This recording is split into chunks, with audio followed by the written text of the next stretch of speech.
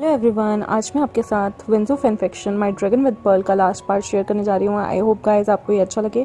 उसके बाद गाइस मैं आपके साथ बिंगेचू की स्टोरी कंटिन्यू करूँगी जो मैंने पहले फर्दर छोड़ दी थी। तो चलिए हम अपनी वेंजो का जो है ये लास्ट पार्ट शुरू करते हैं। अब कुछ टाइम बीत चुका होता है और हमारा जो जोजुशु होता है वो 18 का हो जाता है, लेकिन उसके फादर वन कशिंग से उसे अभी नहीं मिलने देते क्योंकि वो कहीं ना कहीं बहुत ही ज़्यादा बीमार हो चुके थे। और जोजुशु को अपनी 18th बर्थडे पे भी वन कशिंग से नहीं मिल पा रहा था क्योंकि उसके फादर बहुत ज़्यादा बीमार थे। उसके फादर एक दिन बहुत ज़्यादा बीमार होते हैं। जोजुशु जो है वो अपने फादर की टेक केयर कर रहा होता है, लेकिन तभी वो देखता है कि उसके फादर ये दुनिया छोड़ के चले जाते हैं। ये बहुत ही हार्ट ब्रेकिंग था उसके लिए। वो बहुत ज़ोर ज़ोर से रोने लगता है अपने फादर की डेड बॉडी को गले से लगाकर, और उसे समझ नहीं आ रहा था वो क्या करे। तभी वहाँ पर सोना गली, वन कशिंग, ले चंचाओ, घुस शियांग, काओ वेनिंग और स्कॉर्पियो किंग आते हैं। वो सारे के सारे मिलके जोजुशु को संभालते हैं। जोजुशु भी वन कशिंग के गले लग के रोने लगता है। वो सारे के सारे जोजुशु की फीलिंग्स को समझ रहे थे। वो अब उसकी फ्यूनरल की तैयारी करते हैं। वो सारे मिल जाते हैं ताकि जोजुशु को कंफर्टेबल फील हो। वन कशिंग और इन इमॉर्टल्स के अलावा उसका भी इस दुनिया में कोई नहीं बचा था, और वो इस पृथ्वी लोक में रह के करेगा भी क्या, क्योंकि जब से उसे ड्रैगन का पर्ल मिल गया था वो इमॉर्टल हो गया था। उसने कल्टिवेट किया दिन रात ताकि वो इमॉर्टैलिटी को पूरी तरह से पूर्ण रूप से प्राप्त कर ले, जिससे उसकी बॉडी भी उस चीज़ को एग्री करे एक्सेप्ट करने में। और वैसे ही होता है, जोजुशु इमॉर्टैलिटी को प्राप्त कर जाता है। वो और वन कशिंग साथ में जो है उसके फादर को बरियल देते हैं, और उसके बाद उनके लिए एक टेबल पे उनके नाम की शीला भी रखते हैं। और वो कुछ टाइम बाद वहाँ आकर ड्रिंक यानी कि जो भी वो अल्कोहल चढ़ाते थे मरे को वो चढ़ाते हैं। उसके साथ ही उनके फेवरेट फूड रखते हैं। जोजुशु 3 साल तक अपने फादर की डेथ का जो है वो मौन करता है ताकि उसके फादर को हेवंस में जगह मिले। उसके फादर उसके साथ अच्छे नहीं थे, लेकिन वो अपने बेटे होने का पूरा फ़र्ज़ निभाता है और 3 साल के लिए मॉर्निंग पीरियड रखता है। वो उस मॉर्निंग पीरियड में वहाँ पर बहुत कम चीज़ें खाया करता था और सिंपल सादी ज़िंदगी जीता था। उसे कभी कभी ही जोजुशु को वन कशिंग मिलने आता था, सोना गली वगैरह भी मिलने आते थे। उस पीरियड में उसने कभी भी वन कशिंग के साथ इंटीमेसी नहीं रखी और ना ही कभी प्यार किया। वैसे भी अभी उनके बीच में डेली नाइट एक्टिविटी यानी कि सेक्सुअल एक्टिविटी नहीं हुई थी। और वो वहाँ पर अपने फादर की डेथ के वो 3 साल कंप्लीट करता है, जब वो दुख में पूरा टाइम बिताता है। क्योंकि इमॉर्टल्स में एक रीत होती थी कि उनका जब भी कोई अपना गुजर जाता था वो 3 साल जो है इस तरह की शिक्लूजन बजाया करते थे। और जोजुशु उस चीज़ को मानता था और उस चीज़ को अच्छे से निभाया। फिर जोजुशु जो है 3 साल बाद उसकी शादी वन कशिंग से रखी जाती है। वो दोनों एक ग्रैंड और छोटा सा रिसेप्शन करते हैं। वो अपनी शादी बिल्कुल ट्रेडिशनल वे में करते हैं। जोजुशु के लिए उसने रेड कलर का ब्राइडल अटायर तैयार किया होता है और एक वेल भी, जिसका हमेशा से ड्रीम था। जो वो शादी आज से 1000 साल पहले जैसी करना चाहता था। अब वक्त बदल गया था, लेकिन इमॉर्टल वर्ल्ड के लिए सब कुछ वैसा ही था। वही ट्रेडिशनल रेड ड्रेस, सोने के धागों से बने हुए उस पर डिज़ाइन, और वो व्हील और वो पंखा जो स्पेशली उसके लिए लियो चुनचाओ ने बुना होता है। सब कुछ वहाँ पर बिल्कुल वैसा था जैसे पिछले जन्म में वन कशिंग अपने जोजुशु के पिछले जन्म में उसे एज अ ब्राइड देखना चाहता था। आज वो हस्बैंड बनने जा रहे थे एक दूसरे के, और वहाँ पर जोजुशु को शादी से एक दिन पहले अलग रखा जाता है।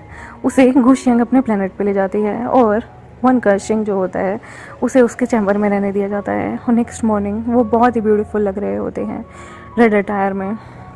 दोनों के दोनों बिल्कुल मीट फॉर ईच अदर जैसे वो दोनों एंचेस्टर हॉल में आते हैं। और वहाँ पर सोना गली के सामने दोनों पहले बो लेते हैं, क्योंकि पहली बो पेरेंट्स के सामने और अपने बड़ों के सामने ली जाती थी, और सेकंड बो वो हेवंस और अर्थ की तरफ लेते हैं, और थर्ड बो वो दोनों अपने एक दूसरे को देख के लेते हैं। और उसके बाद वो लोग की शादी कंप्लीट होती है। फिर वो लोग अपना अपना जो है जाम एक्सचेंज करके बाहें बदल के एक दूसरे की बाहों में बाहें डाल के पीते हैं, और इससे ये शादी कंप्लीट होती है। फिर वहाँ एक जश्न का माहौल होता है जहाँ पर सारे लोग आकर बहुत ही बढ़िया बढ़िया गिफ्ट्स जोजुशु और वन कशिंग को देते हैं, उनकी आने वाली शादीशुदा ज़िंदगी के लिए, उनके आने वाले बच्चों के लिए और उनकी आने वाली नस्लों के लिए।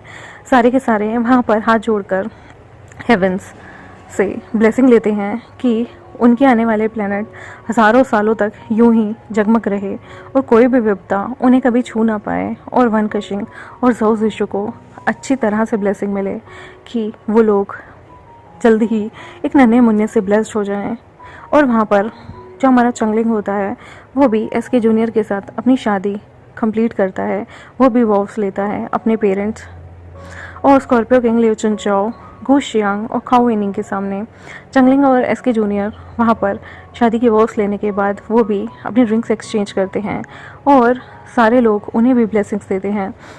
वो दोनों भी रेड अटायर में बहुत ब्यूटीफुल लग रहे थे। आज उन्होंने भी एक दूसरे से शादी कर एक दूसरे को पा लिया था। अब जो हमारा चंगलिंग होता है उसके ऊपर और इसके जूनियर के ऊपर दो दो प्लैनेट की जिम्मेदारी थी, इवन तीन तीन प्लैनेट की। पहला सोनागली का प्लैनेट, दूसरा उनके अपने अपने पेरेंट्स का प्लैनेट जिसमें स्कॉर्पियो किंग की पॉइजनस डायनेस्टी थी, स्कॉर्पियन डायनेस्टी थी, और दूसरा खाओ विनिंग की जो कि मायावी दुनिया का बहुत बड़ा राजा हुआ करता था। उन दोनों के कंधे पे वो तीनों जो है रिस्पॉन्सिबिलिटी थी और वो दोनों कल्टिवेट करते हैं ताकि उन्हें भी हेवन ब्लेसिंग से और उन्हें भी बहुत सारे छोटे छोटे किड्स हों। वन कशिंग जो है वो ज़ाओ ज़िशु को अपना हस्बैंड बनाने के बाद वो ज़ाओ ज़िशु को गोद में उठाता है और अपने वेडिंग चैम्बर की तरफ ले जाता है। और उसे देखते देखते हमारा एसके जूनियर भी थोड़ा नॉटी हो जाता है। वो भी चंगलिंग को बाहों में उठाता है और अपने वेडिंग चैम्बर की ओर ले जाता है। जो हमारा चंगलिंग होता है ना वो अभी भी शर्मा रहा होता है, और जो हमारे ज़ाओ ज़िशु होता है वो भी टमाटर की तरह लाल हो रहा था वन कशिंग की बाहों में। वन कशिंग उसे गोद में उठाता है, उसे अपने चैम्बर में लेके जाता है और उसे सीट पर बैठाता है। इस वक्त दोनों जो ब्राइड्स थी यानी कि चंगलिंग और ज़ाओ ज़िशु, उनके हस्बैंड्स ने उन्हें उनके चैम्बर के बेड पे बैठा दिया था और धीरे धीरे उनकी वेल हटाई गई। उनके सुंदर सुंदर चेहरे उनके हस्बैंड्स ने देखे और वो मंदमुग्ध हो गए। उन्हें ऐसा लग रहा था जैसे वो आज ही कायल हो जाएंगे। इस पूरी कायनात की खूबसूरती उनके स्पाउस में उन्हें दिख रही थी। वन कशिंग ज़ाओ ज़िशु को देखता है और कहता है I love you. Zhao Zishu भी कहता है आई लव यू टू वन कशिंग, और दोनों एक दूसरे को किस करते हैं। यहाँ पर तो दूसरे चैम्बर में जो एसके जूनियर होता है ना वो तो चंगलिंग के ऊपर कूद ही पड़ता है और फटाफट से उसे किस करते हुए अपने अपने कपड़े खोल देते हैं। दोनों एक दूसरे को बाइट करने लगते हैं और एक दूसरे के मिनट से पहले ही कपड़े उतार देते हैं।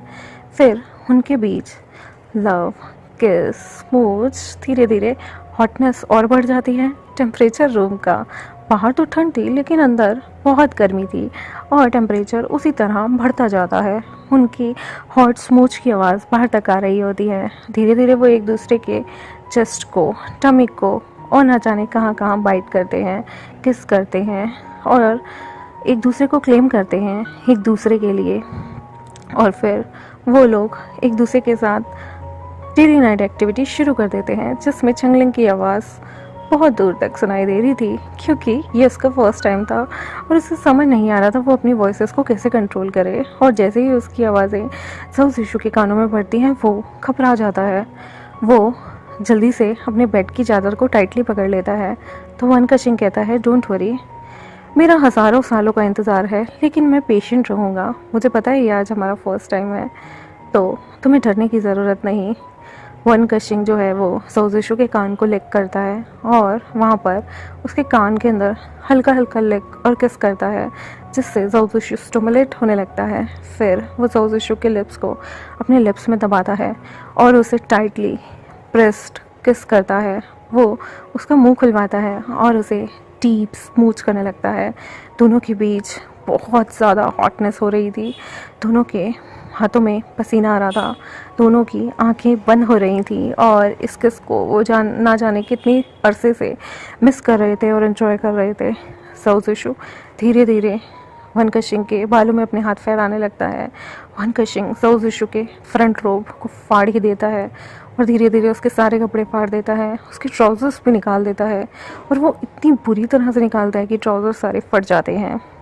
फिर वन कशिंग अपने कपड़े भी ज़ोर से फाड़ कर एक कोने में फेंक देता है और ज़ाओ ज़िशु की बॉडी को निहारता है और कहता है beautiful, you are so beautiful ज़ाओ ज़िशु।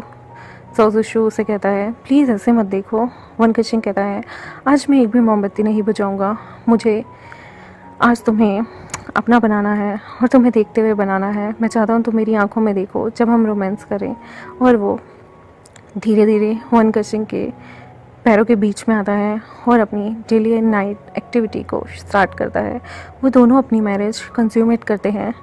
वन कशिंग ने प्रॉमिस तो किया था वो जेंटल रहेगा, लेकिन 5 मिनट बाद उसका ये हौसला टूट जाता है और वो एक्सट्रीमली वाइल्ड हो जाता है।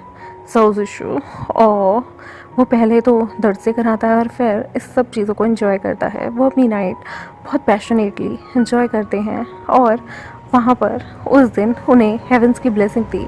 तो उसके बाद वो लोग अपनी डेली एक्टिविटी को डेली परफॉर्म करते थे, जिसके बाद 2 महीने बाद रिजल्ट आता है कि सोजुशु प्रेग्नेंट हो जाता है। और चंगलिंग को 3 बेबी होने वाले थे। वो ट्रिपलेट से प्रेग्नेंट था और सोजुशु को ट्विंस। चंगलिंग के तो इतनी ज़्यादा कंडीशन ख़राब होती थी ना, वो तो बहुत उल्टियाँ करता था, सोजुशु भी करता था, लेकिन वन कशिंग उसका पूरा ख्याल रखता था। वहीं एसके जूनियर ना बहुत परवर्ट था। वो चंगलिंग से फुल मस्ती फुल सताना, लेकिन चंगलिंग को जी भर के प्यार करता था। ऐसे ही इन दोनों इमॉर्टल्स के 9 महीने बीत जाते हैं। चंगलिंग की तो इतना दर्द हो रहा होता है ना कि डॉक्टर कहते हैं कि उसकी जो डिलीवरी होगी ना वो सिजेरियन होगी। तो उसकी सिजेरियन डिलीवरी होती है क्योंकि नॉर्मल डिलीवरी में ब्लड निकलना और हैवी ब्लीडिंग होना कॉमन था। तो इसलिए जो है हमारा एसके जूनियर वो रिस्क नहीं लेता और चंगलिंग को सिजेरियन के लिए भेज देता है और उसे बहुत जल्दी ही 3 बच्चे हो जाते हैं। लेकिन सोजुशु को हल्का हल्का पेन होने लगता है। वो जैसे ही चंगलिंग के बारे में सुनता है कि उसने 3 बच्चों को जन्म दिया, सोजुशु के भी पेट में बहुत तेज़ दर्द होता है और उसका वाटर ब्रोक होता है, जिसके बाद वो एकदम से फटाफट से डिलीवरी के लिए चला जाता है। उसका पेन जो होता है ना, उसे पता ही नहीं चलता कि धीरे धीरे वो नॉर्मल डिलीवरी की तरफ जाता है और अपने दोनों बच्चों को जन्म देता है। उसके दोनों बच्चे ही हेल्दी होते हैं और चंगलिंग के भी तीनों बच्चे काफ़ी हेल्दी होते हैं। सोजुशु और वन कशिंग को एक बेटी एक बेटा होता है और चंगलिंग को दो बेटे और एक बेटी होती है।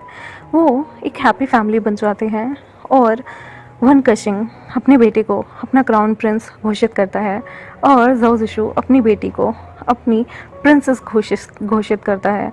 और वो कहता है कि जो बेटी थी उसमें जो थे यूनिकॉर्न वाले गुण थे और जो बेटा था उसके ड्रैगन वाले गुण थे। तो वो यूनिकॉर्न डायनेस्टी की प्रिंसेस अपनी बेटी को घोषित कर देता है और ब्लैक ड्रैगन डायनेस्टी की जो प्रिंस होता है वो वन कशिंग का बेटा हो जाता है। चंगलिंग के 3 बच्चे थे, तो चंगलिंग एक बच्चा अपने पेरेंट्स की डायनेस्टी को जो है रिजेंबल करता है, एक बच्चे को वो अपने इन लॉज की डायनेस्टी और एक बच्चे को वो अपने मोमेड सेक्ट की डायनेस्टी को जो है रिजेंबल करते हुए उन्हें उपाधियाँ देता है। और ऐसे ही इस प्यारे से नॉवल की एक हैप्पी एंडिंग होती है। और अब मैं जल्द से लियो भेंगे यानी कि हमारे शन चिंचू की स्टोरी चलाऊंगी, माय लवली शिजुन। तो गाइस कल से माय लवली शिजुन आप लोगों के साथ मैं शेयर करूंगी। तब तक मेरे साथ जुड़े रहें, मेरे चैनल को सब्सक्राइब कर दें, वीडियोस को लाइक कर दें, वेंजू फैंस के साथ शेयर कर दें और कमेंट सेक्शन में बताइए आपको ये फैन फिक्शन कैसा लगा। आई नो मैंने थोड़ा जल्दी में इसे ख़त्म किया है बिकॉज मैं इसे ज़्यादा खींचना नहीं चाहती थी। और जैसे ही बेंगेचू ख़त्म होगा मैं वायलेंस शुरू कर दूँगी। Bye bye.